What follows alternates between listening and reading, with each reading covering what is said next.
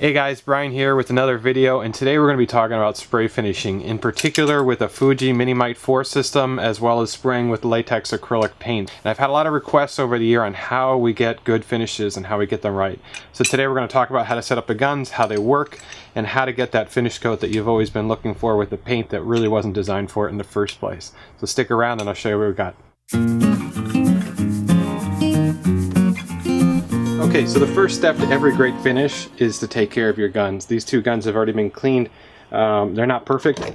They've been used a lot over the years, but you really got to do a good job at cleaning these out, and that means scrubbing all the parts. I usually pull all the parts out. I'll stick them in a cup with solvent. I'll let them bake while I clean the gun, and then I'll take these out and let them dry. And the best thing you can do is get yourself an organizer, especially if you have multiple guns, and put all the parts in them so you don't lose them, and you have a bin per gun. So let's go over the guns. They're very similar. They spray exactly well. This one works just as great as the Fuji. It's only a fraction of the price, but they set up slightly different. Okay, so now we're ready to set up the guns. I'm going to set up the cheaper one first. The first thing you're going to do is stick the needle set in the back. I just have a spare one there. They're both the same. That goes in the back, just like that, all the way to the front. Next thing we're going to do is load up the spring. Spring goes right on the back of that rod, right there. This keeps tension on the needle as you adjust. And what I like to do with these nuts in the back, which control the amount of fluid, the volume of fluid coming out of the needle, I like to run them all the way down. And this way that when you're first testing the gun, you don't have any fluid coming out, in theory. And this way you don't blast it. If you don't tighten these all the way, it'll just start launching fluid, presumably paint on whatever you're painting. And if you don't test it on the wall like I do every time anyways, you'll have a little mess to clean up. So I like to tighten them all the way down, and then you're ready to go, and then you can let it out for whatever you need. Now on the front end of the gun, this is a slightly simpler setup than the Fuji. That guy goes on there. We're going to tighten the nut. I'll take the spanner wrench and tighten that guy down. You don't need to reef these down. They're not holding water pressure in your house or gas line or something like that. They're just, a little hand tight. And now you're going to put this cap on and the nut that comes with it. For this particular one, I'll be using a 1.3. On this gun, a 1.3 millimeter needle set works really well with latex. I find on the Fuji I got to use a 1.5 to get the same results. Not sure why. That gun's all set. Don't worry about the orientation of this yet. We'll adjust that in the spray booth. Next, we're going to put this guy together. It's just a few more parts than the other one. Again, needle goes in the back again. We're going to put the spring in again. There's our spring. Again, we're going to drive the nut all the way in. That guy goes in the front. This one has a slightly different setup. It's got a little plastic O-ring. These are pretty cheap. You might want to keep them on hand. This one's getting a little roughed up. He's going to be keyed in there. There's a little cylinder that you got to line up with a hole right there. There goes that one.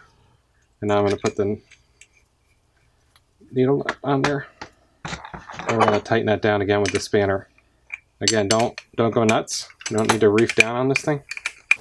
And now we're going to put our cap on.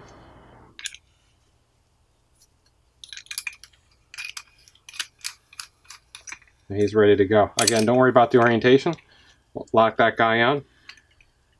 And now we'll talk about paints. Alright, so now we're ready to mix up some paint. So there's a lot of ways that you can mix this stuff up. You've got to follow the paint manufacturer's recommendations. Some guys use mineral spirits. I tend to not like it. If you're using acrylic latex, I find water to just be the way to go. One word of caution, I will say to you to use either bottled water or filtered water. If you're on a municipal water or even well water, sometimes you can have hard water, and there are different minerals that will contaminate these paints. Some latex paints are really finicky, and I don't know how to explain it. There's a certain chemistry behind it. So I found, since I've got a 5-stage reverse osmosis filtering system, it gets most of the stuff out of the water supply, and it's frankly cleaner than bottled water anyways. So that's what I like to use. I like to use a filtered water when I'm thinning these paints. So the first paint I'm going to thin out, this is just for comparison, this is just a standard Sherwin-Williams Promar. It's a water-based acrylic alkyd. So it's a little bit tougher to spray than like Rust-Oleum, which is the other one I'm going to paint. But it's pretty much the same deal. Same principles anyways. but this one is a little bit thicker on the viscosity, so it requires a little bit more thinning, and this is a little bit more challenging. So this is just your standard home center Rust-Oleum semi-gloss white. I love this paint. This whole latex line that they do is super easy to thin, really easy to spray. That's why I like it, and it's really easy to get lacquer-like results with this stuff with minimal effort. So a little bit more challenging, and this is going to be a little bit easier. So if you notice, I put a paper cup filter. Always filter it. Paint is generally pretty clean, but if you're reusing cans, they'll get debris in them over time, and you'll always want to filter it. So use a paper filter. They're cheap and they're quite effective. So as soon as that guy runs down, I'm going to fill up probably a little bit more than I want to do a full quart, because I've got a couple large interior doors to spray, and this will probably only get me through the first 2 coats or 3. And one of the faster ways you can do this is just to start putting water in this to help push it down. Now, I'm not going to do measured volumes today on the water. You can do it, and I do recommend that you get a measuring cup, either milliliters or ounces. And if you're going to be sprinkling consistently, like a certain line of paint for products that you're doing or a full house, you're going to want to figure out what works for you in a measured volume quantity. So you want to take the volumetric measurements of the paint that you're doing as well as the thinning, and really dial that in and get the numbers on it, because the paint is really consistent amongst manufacturers, especially when you get stuff like Rust-Oleum, which is just basically made on a product line, and it'll be really easy for you to paint and consistently and do quarts and quarts. If you're going to do a lot of paint, you might want to thin a whole gallon. I tend not to, because if you screw it up, you're gonna blow a full gallon. So you can see that guy's pretty full. I got a full quart in there. So now I really want to start thinning this guy. Now the key with thinning is not to add too much. I know just by feel where it needs to be. And I'm going to show you that's kind of a little bit of back and forth. So what you're going to do is you're going to mix, and you're going to thin it, and then you're going to spray it in the booth and see how it atomizes. And you're going to find a sweet spot. You're not going to find any instructions from the manufacturer. This is not a post or pre-catalyzed lacquer where they're going to give you a little cup and tell you how much to put in and it's going to work perfect. This is just trial and error. Every brand's a little bit different. The cheaper the paints are, wall paints like Behr and stuff like that, just avoid them. Don't even spray them. They're a nightmare to work with. They're made for sheetrock and rolling and nothing else. They take forever to dry. They're just not worth it. And they're not that more inexpensive than other paints like Benjamin Moore. So just avoid them if you can. So that guy's pretty good. He's good for a first shot. It's probably still a little bit too viscous to spray through the gun. Well, we're going to try it out. And the next one we're going to try out is, this is the acrylic semi-gloss white. And I'm just going to dump that whole thing in there wholesale. I don't care that I reuse this paper filter. They're both, one's off-white, this one's like a bleach white. But, so you can see that guy's pretty thick. But like I told you before, this guy is really easy to thin out. Get going, and now we can set this gun up already. Now you want to make sure when you put these guns on is that you get a really good lock. And one thing you're also going to want to keep on hand is these seals.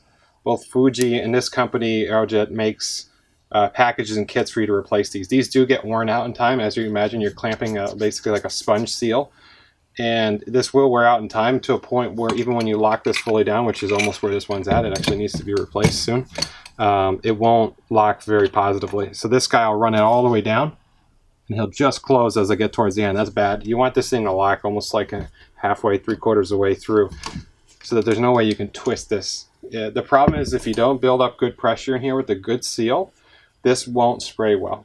So you really got to make sure that you got not only a clean gun, but you've set it up right. Obviously you put the parts together right, and that this thing pressurizes properly. Otherwise the fluid's never going to come up there. The other thing you can do is mix these in another cup so that you're already pouring a thin finish through a filter. That's probably the faster way to go. So we'll let that guy set up and we'll be good to go. Okay, so the first color we're going to be painting today is this off-white. On this particular interior door, I've got to do one color for each side, and the rest of them will be just a semi-gloss bright white. The first thing you want to do with stuff like this, especially if you're repainting, is you want to degrease everything. You're going to want to wipe it down. I prefer denatured alcohol or lacquer thinner, mineral spirits, anything like that to clean all the stuff off of it, especially if it's a stained grade. It's probably covered in wax and oils over the year. You want to clean it all off, degrease it. You also want to sand off any, take your time and sand off any imperfections that you don't like, because all you're going to do when you coat this, especially with a spray gun, is just put a layer right over the top of it. It's just going to mirror it. So everything's in the prep work like everything else. Remember that the nicer the coat that you get, the more imperfections that you're going to find. In spray finishing, everything is magnified tenfold. Brush finishing, you can get away with so much more because the brush marks add a texture to the finish that hide almost everything. So the first thing I'm going to do after I've wiped everything off is I'm going to blow it off with the gun as an air nozzle. Make sure it's totally clean of debris. I'm going to turn the fans on in the spray booth, and we're going to start spraying the wall, which is just lined in plastic. I want to show you how this atomizes. You really got to see that little dot pattern. What you want to see is a fine mist. You don't want big dots because that's going to turn into orange peel. So let's get started. Alright, so now we're ready to shoot our first paint color. This is the off-white in the Fuji gun, cup gun. The settings are pretty straightforward. You've basically got your fan control knob, which is right here. One side is going to be a ball and the other side is going to be a fan pattern, whether it's horizontal or vertical. And you control that direction, the orientation rather, like that or like that. This doesn't fully tighten, so you can rotate this on the fly. The other control that you have is the fluid, which should already be almost all the way in, if not all the way in, as I said before. This way you're going to put almost no fluid out when I plug this gun in. And that's pretty much it. It's really straightforward. As you plug in the air hose, I strongly recommend a whip hose if you don't have one. It makes a lot more flexible in a booth or wherever you're working in a house. It's not great high quality. I've had my issues with it, but overall it's a pretty good thing to have for your setup, even if you're buying them every once in a while as a consumable. Also, I'm going to turn on my Fuji, which is about 20 feet away. If you don't have one of these $10 control units, you're crazy. I'll put a link in the description to all of this stuff, but this thing's a lifesaver. I'm going to turn that guy on. So the first thing I'm going to do is turn it horizontal. So it's going to shoot a vertical fan pattern. I'm going to pull it all the way back because I'm going to spray this interior door. I want to just go a nice fan pattern back and forth. But let's open this thing up on the wall so you can see what it looks like. So right now I got nothing coming out. I'm going to slowly increase the fluid and you will start to see it. So I can see I got it cocked a little bit.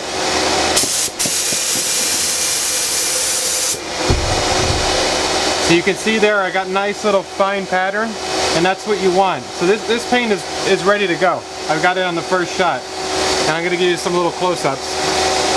But that's what you want to see. You want to see a nice fan pattern that's nice and fine. And what happens is, if these dots, and I'll show you on the white paint because that one's definitely not thin enough, if these are too big, the paint won't flatten. And you won't get a nice clean finish. You're going to get more of an orange peel or a textured finish. The finer the particles, the finer the atomization that you get, the nicer finish you're going to get. With a paint finish like this, if I apply it correctly, it'll be as smooth as lacquer, and you'll get that way every single time. The only thing you have to be careful with thinning it this thin is the runs. I'll be spraying it the door laying down, so it's not an issue. If you like spraying doors laying up, you really got to go thin. Remember, spray finishing is not about a single application. It's about building up a durable finish in very thin coat increments. Depending on the type of paint you're using, it's not very forgiving, so you got to be careful. Always err on the side of being light, and the important thing is that you get a nice consistent coverage. Okay, so next up we've got the Aerojet, which is the less expensive gun of the two. Functions exactly the same. I'll be shooting Rust-Oleum semi-gloss white. Let's plug in the whip hose. Let's see how she sprays. Now keep in mind the controls are slightly different on the Aerojet. On the Aerojet, the fluid fan control is on the back. Works the same rather than the side on the Fuji. And the fluid control is on the back. Again, I have it pretty much close. I'm just going to open up a little bit. And I'm going to go for a straight vertical pattern because we're going to spray this going left to right. Let me just adjust. So that's on a ball setting right now. Now I want to turn it all the way to the left. It's going to put it straight vertical. Okay, so it's a little bit too much air. And this is perfect. So you're going to see these particles here. This is not what you want. This is already too thick. This will lay out fine, but it's going to be too thick to spray. So you see I have a nice mist fan pattern in the middle. But on the outskirts you're going to see all this splatter, all these large patterns. This is going to look nice whenever you spray a cabinet door, whatever. And this is going to leave little dots. And this is what's going to make your finish look like crap. You got to clean this up and you got to thin it out a little bit more so that you get rid of this. Again, it's all about consistency with spray finishing. You want a consistent surface area covered with paint that's all the same viscosity, and that's how you get a really flat, clean finish. So let's thin this guy out a little bit.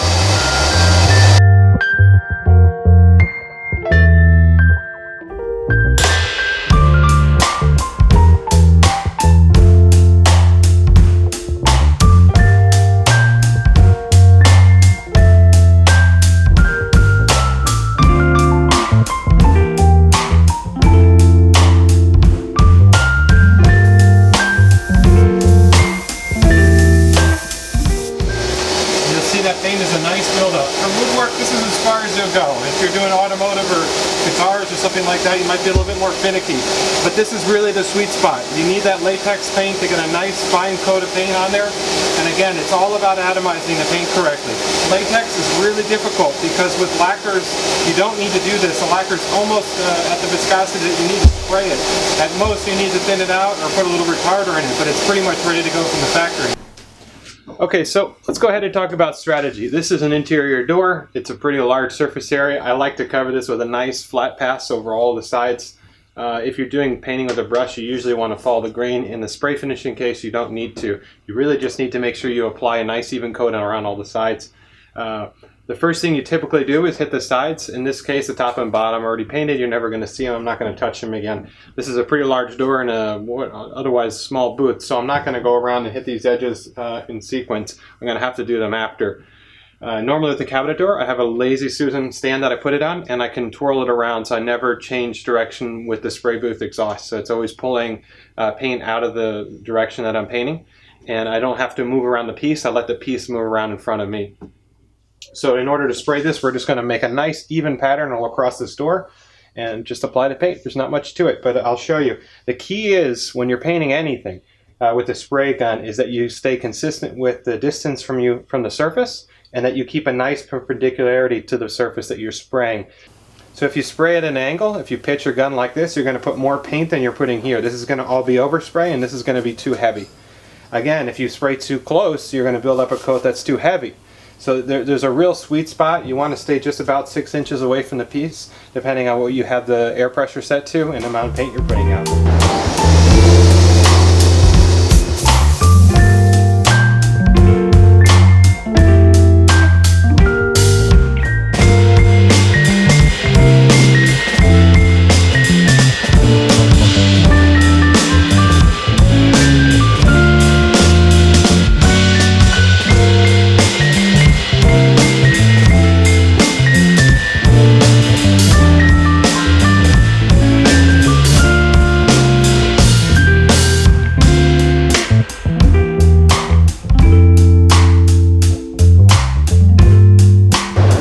So now I've painted the first side, I flipped it over, we're 1 day later now, so this is dry.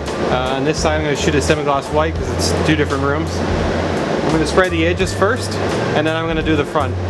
So what I'm going to do first is shoot a straight ball pattern. I'll go to 45, I'll pull it back to a ball, I'll shoot the edges, and I'll do a vertical pattern, open wide out on the fluid, and just cover the front of this door.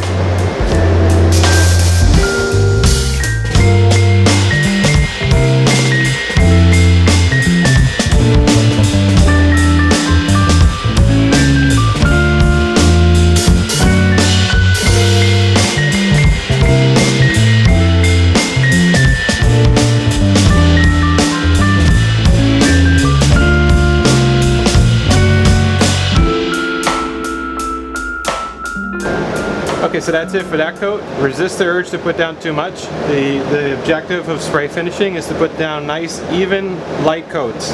You want to build up a nice film thickness so that it's very even. It's not dry, so it's going to be rough by the time you take this off. Of course, we're going to sand between coats, but you don't want that real rough coat. You want a nice wet coat, but you also don't want it too heavy. And the reason why I worry about this, even though this is flat, is because if you go and you get really good at it, spraying stuff flat is the easiest way to go. So if you go to spray walls, you spray the sides of cabinets. If you don't have a good technique from this point on, you're going to run all the time. Side of the cabinet, paint's going to run. You're going to come back in the booth 10 minutes later, it's going to be run. You spray trim in a house that you've all masked off, windows, whatever, it's going to run. So you really got to get good at that and understand that it's about building up a really durable finish over many coats and not just one.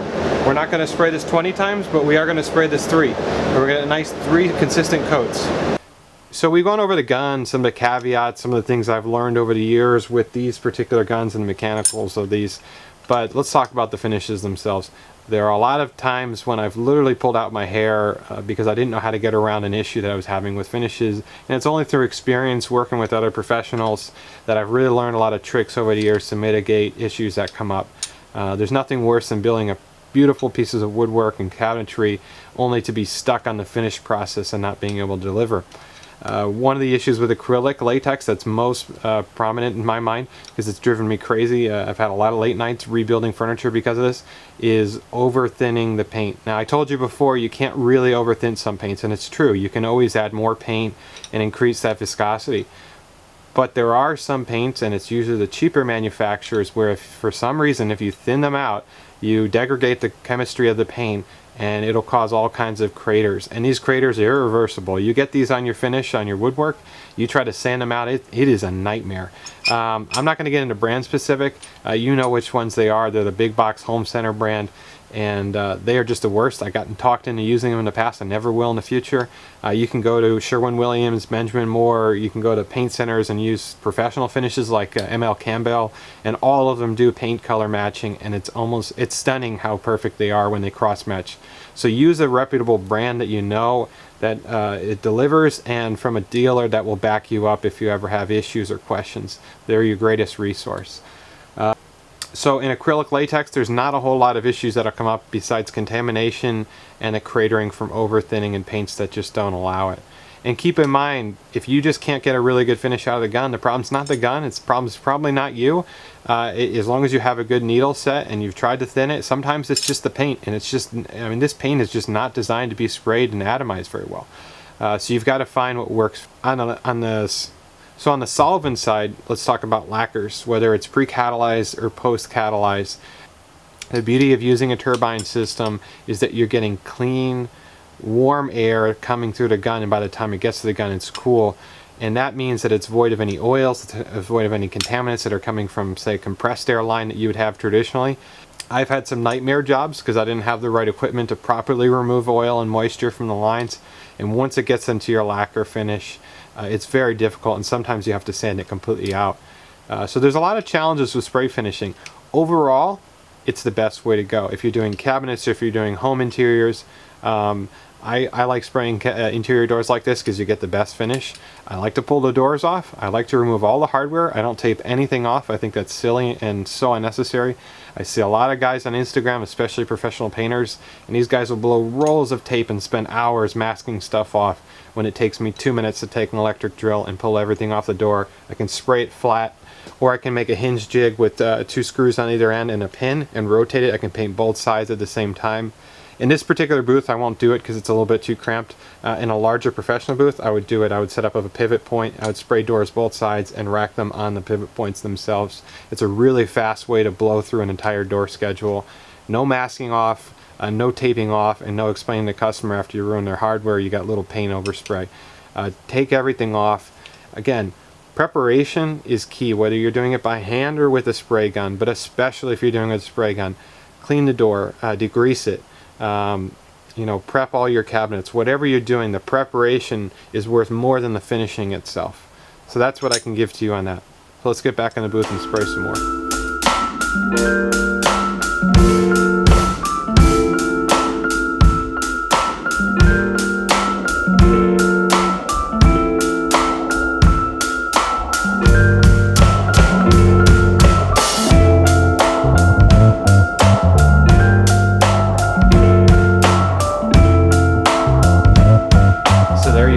Spray finishing isn't that complicated. It does require a little patience, and it requires a lot of practice. And remember, it's as much about preparation, taking care of your equipment, and cleaning and properly thinning the paint as it is about the application, doing nice even coats with the proper amount of air and fluid coming out of the gun.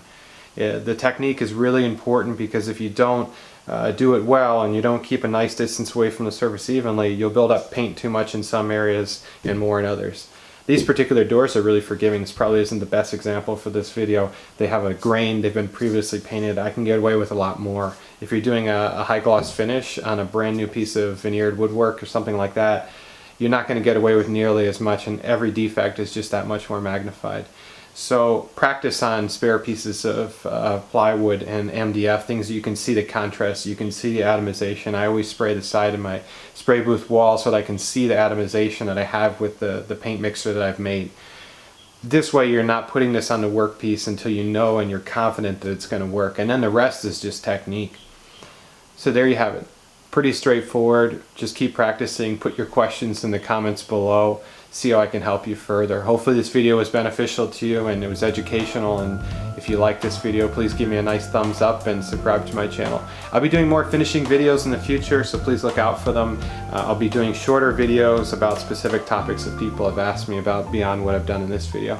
As always, thanks for watching. We'll see you guys in the next one. Take care.